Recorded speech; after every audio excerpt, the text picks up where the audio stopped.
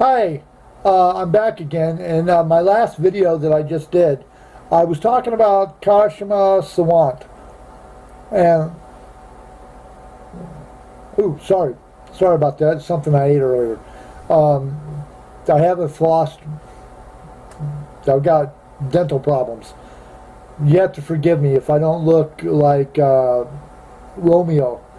Anyway, I was talking about Kshama Sawant and the fact that she was a socialist, and I was doing a thing on socialism, trying to explain the different types of socialism and the theories behind it, just to give you kind of an idea that it's not just the socialism like China, socialistic republic, which is China.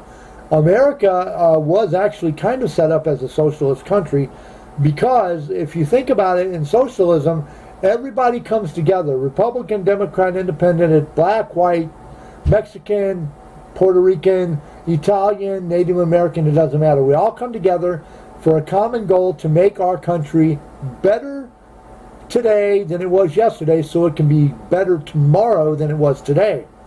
So, back to Kshama Sawant.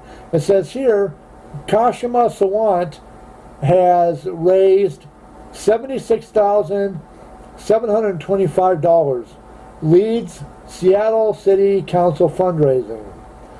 Seattle incumbent socialist Seattle City Councilwoman Kshama Sawant is far ahead in both raising and spending money for this fall's election. Now, I understand that she's a socialist, I get that, but I want her to just be a councilwoman that happens to believe in socialism. But, and I kind of have a problem with most of the city council, because they seem like they're talking loud, but they're saying nothing. And they're putting out a lot of words, but they're not really doing anything. It says here that Councilwoman Sawant is far ahead in both raising and spending money for this fall's election, having taken in $76,725 and spent $37,429 according to her end of March filings. Claiming big business will be out to get her, Sawant has declined to participate in Seattle's Democracy Vouchers program, which provides public support but imposes spending limits for the August primary and November general election. One of her opponents in Council District 3 is pot shop owner Logan Bowers. And Logan, I have an issue with you too. I think weed should be done away with. I don't think it should be legal. I don't think people should be allowed to smoke that shit, because it's driving loads of people to Seattle. Because of that, they're not coming to Seattle for the right reasons. And when I say the right reasons, they're not coming to Seattle because they fell in love with Seattle. Several videos back, I did one called How I Was Dumped by a Girl and Fell in Love with Seattle. And I stayed because I'd fallen in love with Seattle, and I stayed there because I loved Seattle, and I still do. It says here,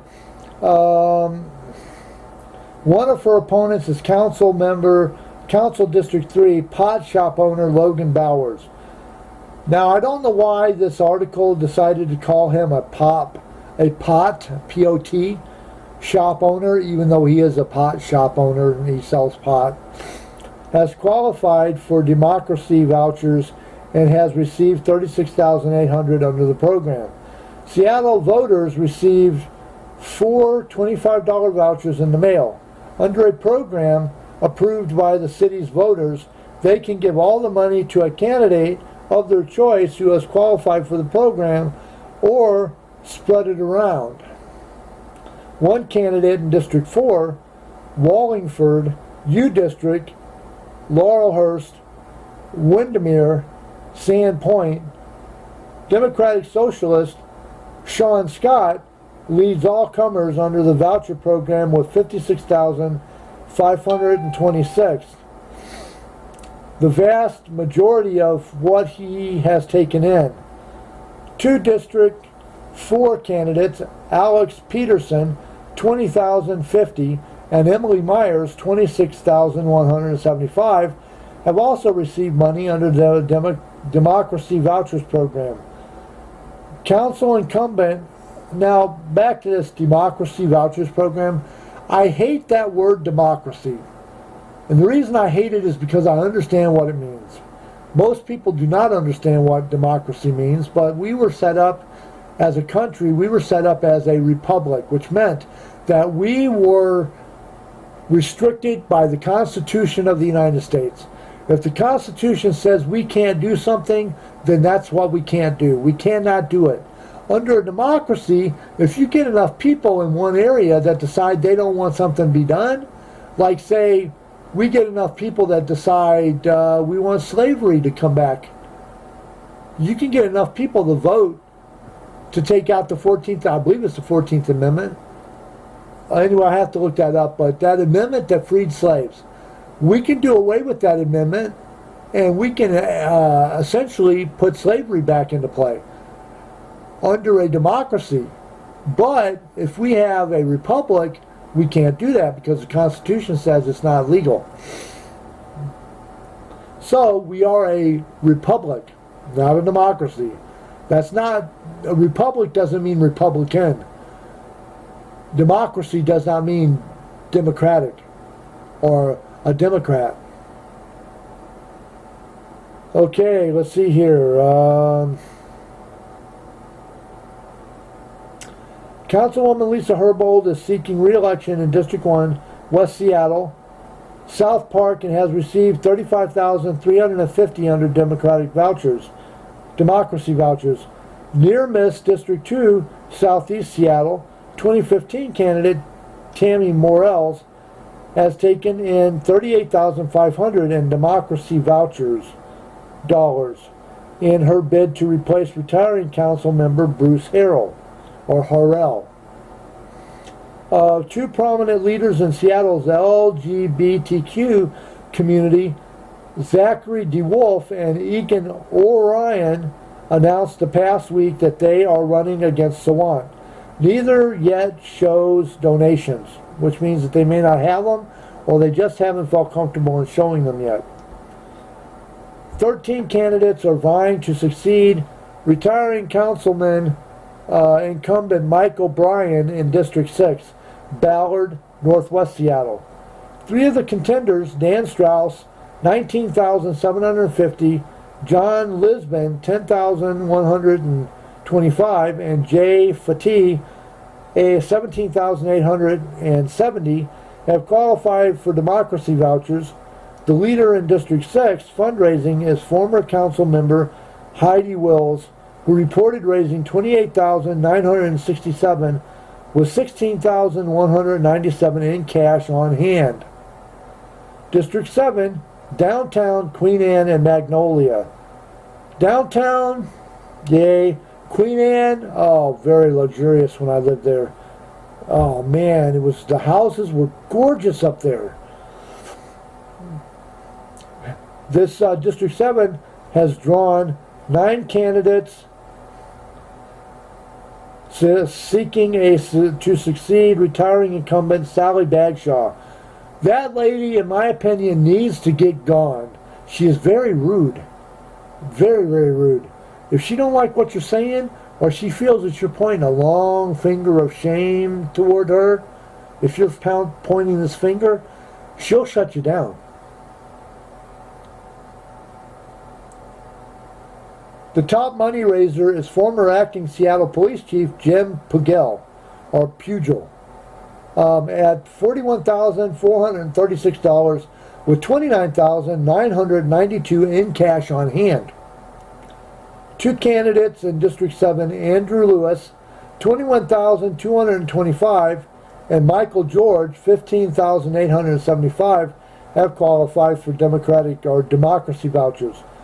Puget and Wills appear to have qualified but not yet received voucher money. They're working on it. They're always working on it. That's why Seattle is full of cranes. Fraser cranes. The Seattle City Council will look very different next year. Incumbents Bagshaw, Harrell, and O'Brien are not seeking re-election. District 4 incumbent Rob Johnson has already bailed to take a job with the city's new National Hockey League franchise. Sawant is facing a difficult re-election race. That's because you got these ideas. You really got these great ideas, Sawant, but you are not doing anything of substance. You are looking the part, you are dressing the part, but deep down you're acting sort of like the guy from Seinfeld, Jerry Seinfeld's friend, not Kramer, not Newman, but George Costanza. Yes, George Costanza was working at the New York Yankees. He had an office, he had a desk, he had a job, and he had money coming in, a paycheck, but he wasn't doing nothing. He was just going to work and sitting at his desk, not doing nothing, making people think he was doing something, but he wasn't doing nothing at all. Two incumbents seeking re-election on the 9-member council, Harbold and Deborah Juarez, District 5, far north Seattle, have developed a reputation as fierce defenders, advocates of their neighborhood, and are favored for re-election. Yeah, okay, about that, about taking care of your neighborhood, that's great, and that's good. Take care of your neighborhood, but you have to also do what's best for the greater good of Seattle as a whole, because it's a Seattle City Council. It's not the neighborhood's council. So these are the people that are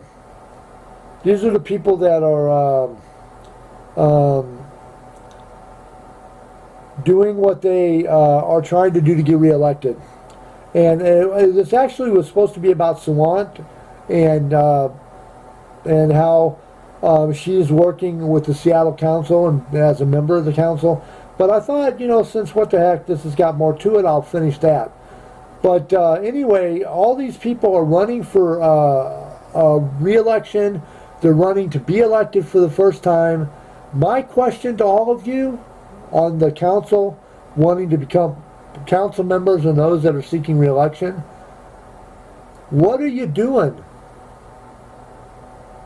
What are you planning on doing for the sake of Seattle? Instead of fixing the hole in the boat, you guys are arguing about who put the hole in the boat. You got to have people that'll dip the water out of the boat so it doesn't sink, and you got to have people patching the hole so more water doesn't come into the boat. As water comes in, somebody dips out the water and throws it back in the ocean, and then somebody patches the hole. But you got to know how to patch the hole. Anyway, that again is another fundraising council member. Kshama Sawant was the main focus, but I dealt with everybody that's running, just to give you a heads up on who's going to be going. So anyway, again, this has been All Things Considered, because I consider all things. Have a good night, Seattle, and all points beyond.